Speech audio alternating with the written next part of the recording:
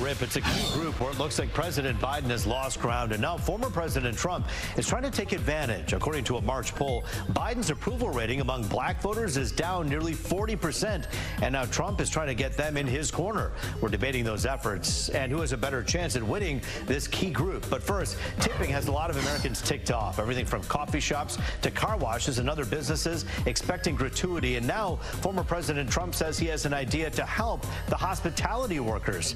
He's talking about taking away taxes from tips. Is it viable, or is this just a way to try to win over those voters? We're debating both issues starting now.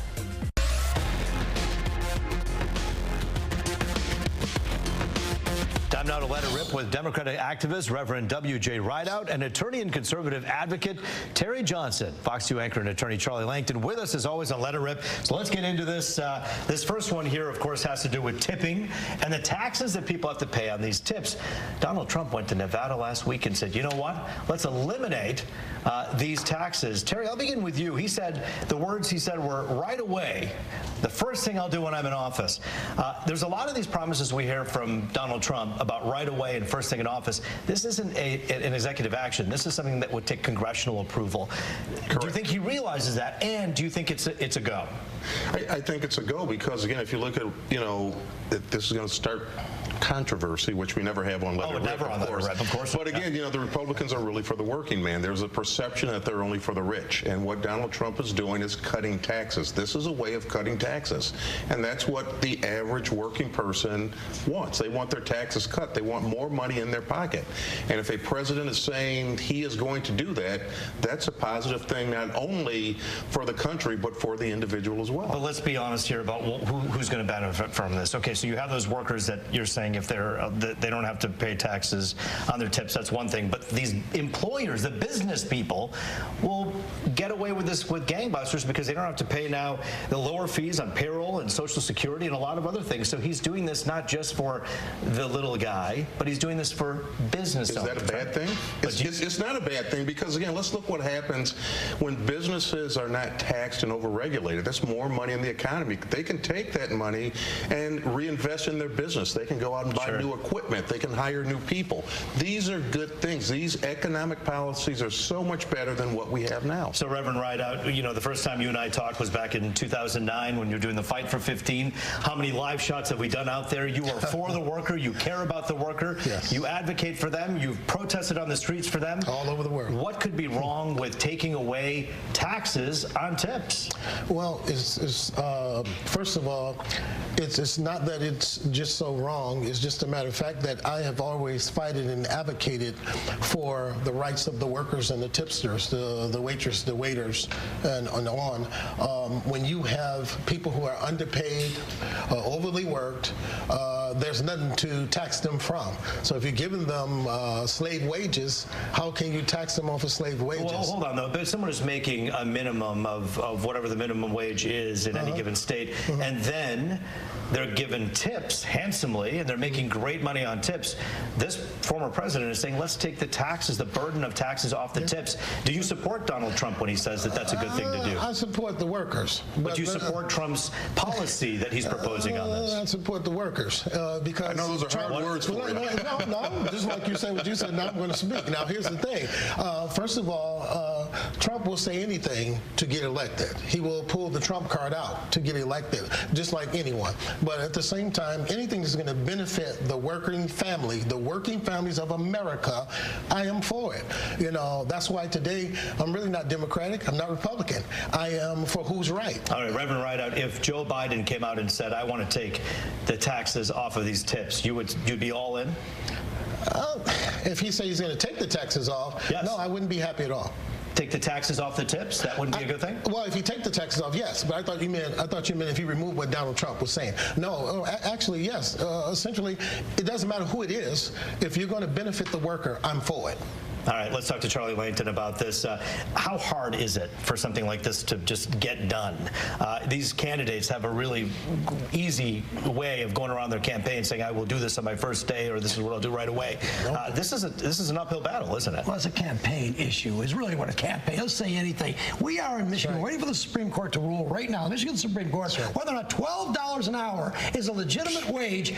to be paid into 2030. So that's what I think Reverend Rideout was fighting for $15 right now. But the legislature they rigged their little thing, and now we've got wages. Bottom line is, I want to know, what's a fair wage for someone that's making tips? What's a fair? Should they be paid the $3.90 some odd cents right now plus tips? Listen, here's the deal: you can't if the tips.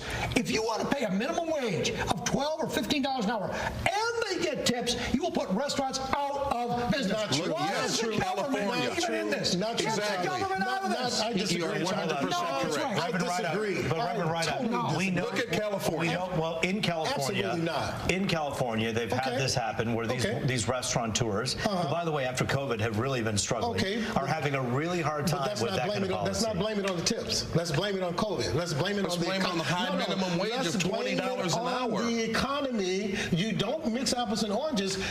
There's always been tips in the world. Now, listen, and they've paid these people $2 an hour. But wait a second. How can a person pay Terry, get in there. I'm going to bring it. Here's the difference. California, if you look at this, Newsom, $20 an hour. Okay. And guess what that's doing? It's closing restaurant after restaurant after restaurant. Let me ask you a question. And how is the economy in California versus Detroit? It's horrible. Because you're closing restaurants. What's the taxes in California versus Detroit? What's the living cost and expense? You know, California, you can't even buy a one-bedroom apartment in New York, in California. But here's the thing. Those jobs used to be starter jobs. Okay, but the problem now is we're making them survival jobs. Do you want the government telling you what to do? Is that a good thing? The government, listen, the government. Do you want the government telling you what to do? Charlie, the government is telling you what to do. The government always tells us what to do. The United States of America is governed by. All right, Charlie, Terry, Reverend, I'm going to ask you a question then. You say you support this, whether it be Biden says, hey, let's get the tips out of the taxes out of the tips, or if it's Trump. So let me ask you this. Does that create a two-tier labor force where you have people who are working, hold on one second though, when you have fast food workers who are working a job for a low wage with no chance of a tip, and now you have tip workers who don't have the burden of taxes. They're making up like bandits, aren't they? Well, they're not tipping the tips. They're not tipping the waiters and waiters anyway. If you go to these places, people are not. In some places it's mandatory. Some places it's mandatory, but there are some places you don't give the workers enough money for what they do. I go to restaurants all the time, and I hear waiters and waitresses speak to me and say, Reverend, I get a table of 14, and sometimes they leave out of $5. Reverend, with all due respect to you, things have changed since COVID. In fact, yesterday, hold on one second. Yesterday when I ate out, we were at a table of 5, and any table of 5 or more, there was a 20% tip that's added automatically, and that's happening across the board. Especially downtown. Downtown, that is going on as well. That's good, right? That's good. Yes, but that's some mandatory restaurants. That's not all. That's what I'm saying.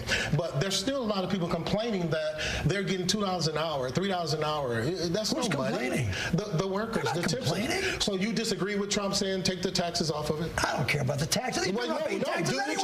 Look at the minimum. Listen, the standard deduction. Listen, take a look. If you fill out your income tax, the standard deduction is probably more than this tip. They're not paying taxes anyway. These are for entry-level jobs. No, that's not true. That's not true. That's not true. You're going to kill restaurants. Charlie, I disagree. How many restaurants have you owned? How many restaurants have you owned? None. Okay, what happened to them? Reverend Rideout. Are they still in business? Hold on a minute. And let me talk to Charlie. Finish your Charlie, point. now you're making a wrong statement and a wrong. Oh, you have owned a restaurant? When you make statements like the things that you just said, that's incorrect. First of all, people are working in restaurants. They're not starter jobs. They're mom and pop jobs. They're survival jobs. Oh, they're making a good wage. Stop. Not all of them. On the restaurants like Loop's eating at, they're making good wages. Hold on. And by the way, the restaurants you ate at are a lot fancier than the restaurants I'm eating at. My restaurant was not fancy yesterday. It was a lunch appointment. Charlie, please. Okay, so the money that Fox 2 pay you can afford to do that. Reverend Rideout, I want to ask Terry a question here about Donald Trump and his campaign. Let's call this a tactic for a moment. Sure. If this is true that he truly is looking out for the little guy, which, by the way, he's been accused by many of looking out for the big guy each and every time. Absolutely. His tax cuts have been for the top 5%. Absolutely. His tax cuts have always been for big business. That's right. And so if he really cares about the little guy, why not just give them tax breaks across the board so that people who are working at McDonald's who don't get tips get the benefit of that as well? Why not do that? And who says he's not going to. But why wouldn't he campaign on that? That's what I'm Why talking wouldn't he about. campaign on the fact that I can help the little guy? We still have about 139 days left. You think he's holding this as a card in his back? Well, where he's gonna help the little guy? I think his economic policies is put forth, and we've seen what they have done when he was in office versus what we have now, have worked. When you start putting regulations that, for example, this person who's at 1600 Pennsylvania Avenue has done, it ruins the economy. Making suggestions and trying to, and again, you're right, you get Congress and everybody involved, sure. but the tax code needs to be changed. And I agree, it needs to go across the board. Okay. But Terry, the bottom line, and I guess we're saying that we may be agreeing on the same thing here, but if this former president came out this Saturday in Detroit and said, I want to put forth a tax plan that benefits all people who are in the 95%, don't you think he would actually get more votes than just saying, that's what I'm talking about. Absolutely. But again, let's go back to the audience he was talking to in Nevada. Nevada, hospitality workers. Exactly, and a lot of people there do what? Exactly what we're talking about. They live on tips and other things. So I think it was the appropriate message for there. And if he comes here and he says the same thing and he expands it and says, not just for these guys, but for all of you, then guess what? I think that's what he meant. He will even vote for I don't know it. that this former president will be taking questions from the press. Both these presidents, by the way, and I'll get email on this, I'm sure, Trump and Biden both have avoided the press. They've gone to the places where they can get the easy questions, and they don't face tough questions, and I wish they would, because if they did, we could ask them the question, why not give this to everybody? My final thought to you is, do you think Joe Biden has made America better in the last 4 years for Black America and for those who are in minority populations than and you're a pastor now. God's watching. Answer correctly. I think you should be at church Sunday. I think you should be at church Sunday. 30 seconds left. You can answer that question. You keep interrupting me on purpose. You don't want me to talk. Well, go ahead. Now you got 20 seconds. The point that I'm making is no, President Biden hasn't done everything correct. Has he done a lot for the Black community? Not what I feel he should do. You know, they're passing Asian laws. They're passing LGBTQ laws. They're passing all rights for everyone else, but they're forgetting about Black people and brown people and people of color. Reverend Reiner, the reason I ended on that question is not because we were talking about wage workers and others, it's because we're talking about that in our next topic here, about Black America and Detroiters and who they will vote for. We thank our panel for joining us today. Still ahead, President Biden's approval rating among Black adults has slipped since the start of his term, and it's something former President Trump is trying to capitalize on. We're debating his efforts to court this key demographic that's important to all of us here in America. That's when we come back. Back now, Let Her Rip debating former President Trump's efforts to court Black voters in this year's election. I'm joined now by No BS NewsHour co-host Karen Dumas. Everyone knows Karen. She was a regular on Let It Rip when the show started, and she's back with us. Also, the pastor of 180 Church, which, by the way, is hosting President Trump this Saturday, Lorenzo Sewell. Fox 2 anchor and attorney Charlie Langton, of course, with us as well. All right, I'm going to begin with the pastor here.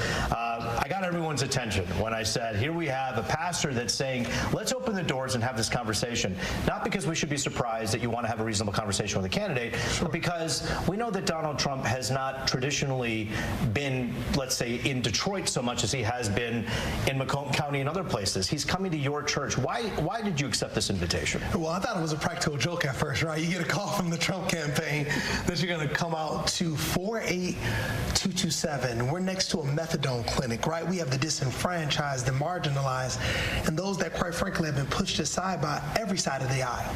So I thought it was a joke until his campaign came out and actually scouted out our facility. And I told the candidate at that time, I said, listen, I don't worship a donkey nor an elephant. I worship the lamb that was slain, right? So they said, we'll get back with you. So I thought, you know, all right, they're not going to happen. Right. And then Monday night, I saw the press release. I was like, oh, wow, this is happening. So we feel honored to allow any presidential candidate to be able to come and speak and have a conversation with our community. Well, you have a candidate here who just when he was dealing with his trials, his court issues, took a mugshot and said that this is why Black voters like me, because they can relate to me, because look at me in my mugshot. These Black voters are going to have pictures of my mugshot on their T-shirts. Kind of broad brushing, not kind of, all the way broad brushing Black Americans in that way. He said in the past that there are good people on both sides when talking about one of the worst things that's happened in our country. Is that the kind of person that you want in the church, or do you think that maybe this man has changed like we all are capable of changing? And that's what the church is for, right? We're a place that should welcome everyone. At 180 Church, the great people that have the privilege to pastor, we welcome every person to be able to come regardless of your past, because we believe that Jesus has the ability to change every heart. Do you think that he has changed? Well, that's not for me to judge, right? As a pastor, I don't have the capacity nor the ability to be able to look at somebody's heart and be able to determine if they have changed or not. What would you like to ask Donald Trump? He'll be at your church. What will you ask him? Well, I would like to ask him about his platinum plan, right? I would like to ask him about metrics and how we can hold him accountable to the $500 billion he said he would invest in black communities. When he said he would invest that the last time around when he was in office? No. That he says he's going to invest now? Yes. So that's important. Let's talk about some other set of numbers here with Karen Dumas. Let's go back and rewind to 2020. You and I were talking back there right here on this show with Huel. Biden, 51%, Trump, 48%. 240,000 of those votes came from Detroiters. Do things change because of Gaza this time around? Well, I'm not sure. I think that may be one issue, but I think there are a lot of factors that are weighing into a shift. Donald Trump's numbers have doubled in terms of black support since 2016. Unfortunately, blacks have historically and unquestionably supported the Democratic Party, and in return have gotten very little. And so I think that people are looking at what can we do differently, and that may not necessarily be this presidential candidate, but certainly the Republican Party. What do you want to hear from Donald Trump as he comes into your hometown, Detroit? Yeah, I'm not really sure what to ever expect from Donald Trump. He's a little, he's a loose cannon, but he says what he thinks for better or worse. Do you like that about him? I like that about anybody who speaks the truth. I would rather have you tell me what to expect, even if it's not what I'd like, as opposed to making me a promise that you fall back on a couple years later, which we consistently see with the Democratic Party. So I'm not really sure what to expect, but I am listening to both candidates quite closely. Charlie Langton, Donald Trump has spoken to Fox 2 several times, saying when it comes to opportunity zones, historically black colleges and universities, the criminal justice reform, the lowest black unemployment rate, a drop in crime while he was in office. Do those things matter this time around to the people at the pastor's church? Yes, they do. I think they do. And I think people, I don't think black or white, they want to work, they want to get a good education, they want to own a home, they want to live a good life, and they don't want crime. Now, can Donald Trump do that or Joe Biden do that? I'm not saying Joe Biden can't do that, but the issue I think is going to be is, are you better off 4 years now than you were 4 years or so ago? And I think the black community is no different than the white community. I think they're going to be asking that question. I do think traditionally, black people tend to support the Democratic candidate in big numbers. Look at the numbers. They're pretty consistent. But I think that Trump is probably smart by going into your church in Detroit and speaking to I'm assuming it's a majority black audience. Sure. I think that's a very smart thing to do. Is it completely presumptuous and perhaps even prejudicial to sit back and say that black Detroiters will automatically vote for Joe Biden? Is that a problem when you hear that? When you hear people say that, does that bother you? Well, to Charlie's point, the numbers are the numbers, right? And for me as a pastor, I want to be an honest broker of information. I want to make sure that our community can be able to understand what's taking place, what the politicians are saying, and also hold them accountable to that. That's the most important thing. Can I ask, are you worried that some members of your congregation will stop going to your church because you're hosting Donald Trump? Absolutely not. And let me tell you why. Because the Bible clearly says that we should be praying for those that are in authority. The Bible clearly teaches that there's a cadence between those who are spiritual leaders and those that are natural leaders, or those who are politicians. Our job as a church, the good people of 180 Church, we pray for all of our politicians. You pray for all of those people, but the people in your church who are following the word and perhaps are imperfect may not follow it because they have an emotional charge from what's happened in the last 8 years. Some of those things that we mentioned at the beginning of this broadcast, the things that he said, the things that he's alluded to, that may bother people, Karen, to a point where they say, I don't know if I want to go. But see, this is one word that the pastor just said that we keep missing in this equation, and that's accountability. The black vote is not catered to or pandered to, for lack of a better word, until the election. And then everybody forgets about him. So I think people are realizing, especially in the black community, that the things that they've been asking for continue to be asks even after 50 years. And after a while, it's like, okay, what did Donald Trump say at one point? What do you have to lose? Maybe a lot of people are looking at that, but they should at least look at both sides. If they continue to vote Democratic, that's fine. As Charlie said, if they are better off or not worse off than they have been, then fine, you go with that. But I think it would be disingenuous for people to be myopic and not look at all options. President Biden, under his leadership, coming off of the COVID, coronavirus and going into regular life, so to speak, there's been a lot of adjustments, but inflation has been pretty high. And if people vote with their pocketbooks, do you think, and I speak specifically about black Americans, our Detroiters, do you think that they feel like perhaps they're better off now than they were 4 years ago? I don't think anybody feels like they're better off today than they were. As Charlie said, black, white, anybody. Everybody's struggling. Everything is expensive. And there are a lot of people that are just struggling to survive. And they are looking for opportunities. They are looking for their elected leaders to give them what they've promised and to help create a landscape for a better quality of life. And I'm not so sure everybody feels that way. How do you hold a candidate to account when you talk about the money that you want to make sure is spent correctly? You're going to hear a lot of promises. Sure. How do you move that trust forward into, if he becomes president, into his actions? Well, you are able to look at his voting record. You're able to look at local government. You're able to see if there are several things taking place. In the city of Detroit, we were voted the most unhealthy place to live in terms of security, in terms of health care, and in terms of home ownership. The neediest place in America to live, but we have a $2.7 billion budget. Holding our federal, local, and state government to those numbers, making sure that changes, that's how we hold our government accountable. I think we need to stop being distracted by the new and the shiny, all the fun stuff, all the things that look good and read well. I say this all the time. We've got to move to a point of substance. Right now everybody feels good about what's going on. Everybody's happy and, Detroit is great.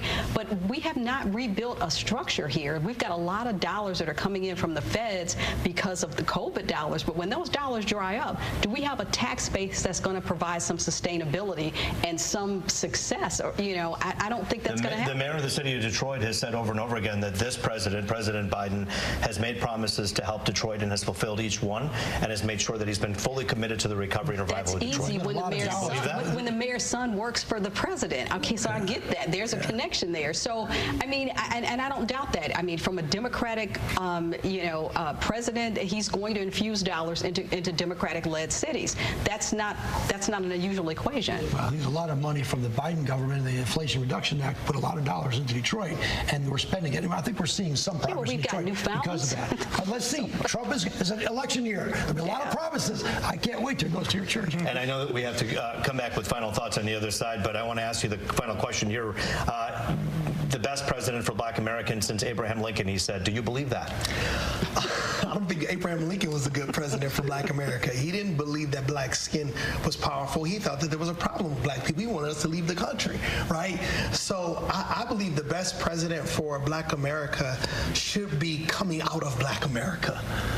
It's so good to talk to both of you today. We're going to come back on the other side with final thoughts, and Charlie is taking Let It Rip on the road.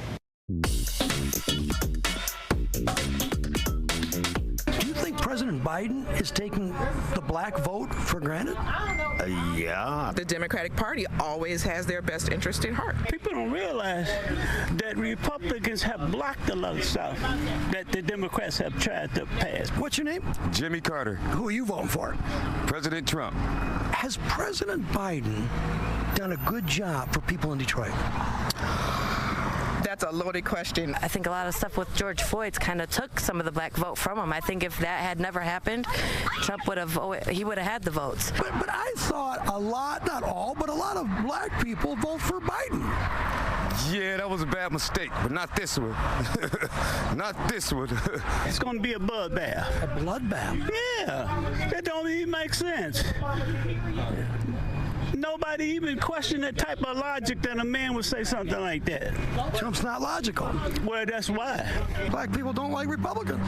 Black people don't like Republicans. Well, not historically. We know that's not always true. Pastor, we have 20 seconds left for both of you. Final thoughts on this trip. What do you truly hope will come out of this visit to your church? I hope that our community is able to feel their aspirations and their longings expressed. Dr. King said there's no one that understands the longings and the aspirations of the people more than the preacher. They ought to be like Amos, letting righteousness roll like river and justice like a mighty stream. Pastor Sewell, we wish you well this weekend. Come back and tell us how it went. Karen, 20 seconds. I just think that people need to expand their vision and their view. They need to move beyond the narrative and what they're told, and they need to think for themselves. I think they need to move out of what they've traditionally done and do what they think will make the best for them and their community.